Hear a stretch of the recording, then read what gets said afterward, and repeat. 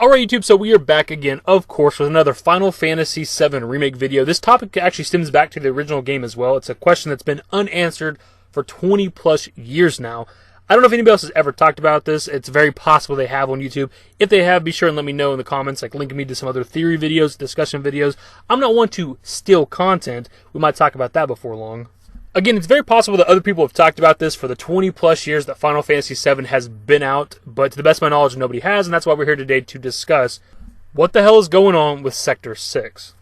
This is something I noticed pretty much right away during the E3 presentation. I just haven't made a video about it, but when they're zooming out from Aerith, you can see to the left that Sector 6 is like darkened completely. Like, there's no lights like the rest of the sectors in Midgar, and I'm pretty curious as to why that is the case. Like, it's something that's been around since the original game, but I just now noticed it with the remake.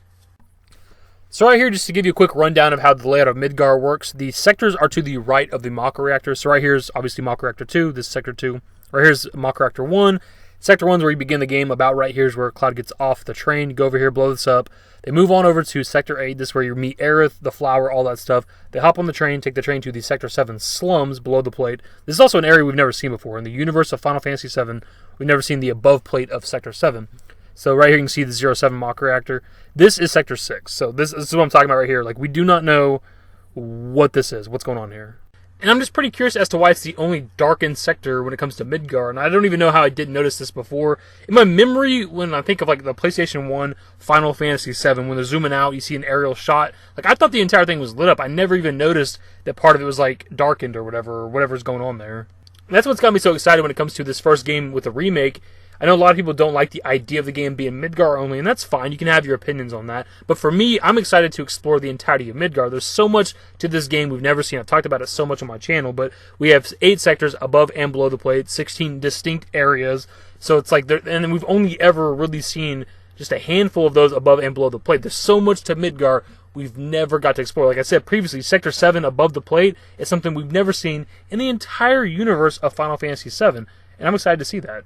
And whatever the hell is going on with Sector 6. Normally when people would do videos like this, they'd have ideas or theories as to why whatever it is they're talking about, but I just honestly don't have anything. Like, I just have no idea why that would be like that.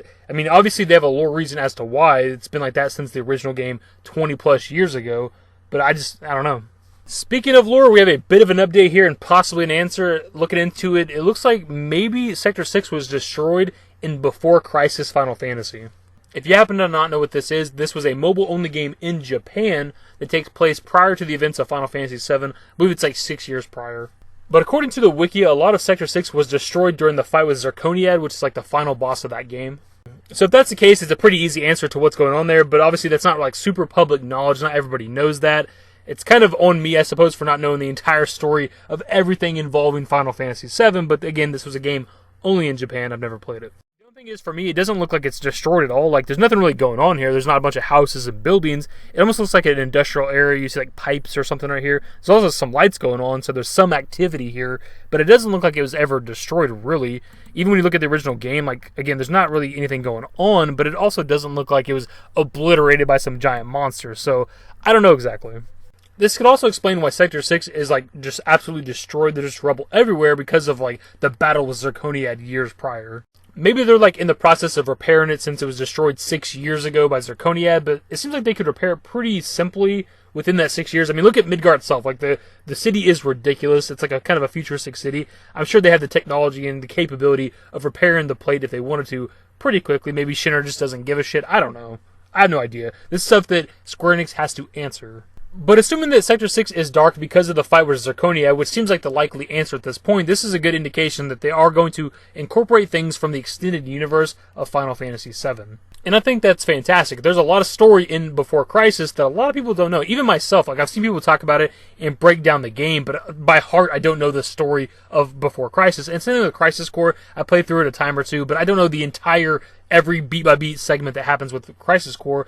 But since in the original game and the remake, this sector is dark, it does look like they are incorporating things that happened in Before Crisis into the lore of the remake, but hopefully they address it in-game. Don't just leave Sector 6 dark and never tell us why the hell it's like that. Because prior to making this video, I didn't know why Sector 6 was dark. I really didn't even notice that it was like that in the original game, but researching for this video, that's when I came across the events of Before Crisis. That's on me a little bit. I could have branched out and tried to figure this out myself, but again, it's not a game that we have access to here in America. I'd have to download like a ROM online or something like that. It's on me to some degree, but it's mostly on Square Enix for not, putting this game out there for everybody to play. I know there's like a recent version of this game that people are talking about on YouTube. I've seen Night Sky Prince talk about it and maybe some other channels. I haven't covered it or talked about it yet.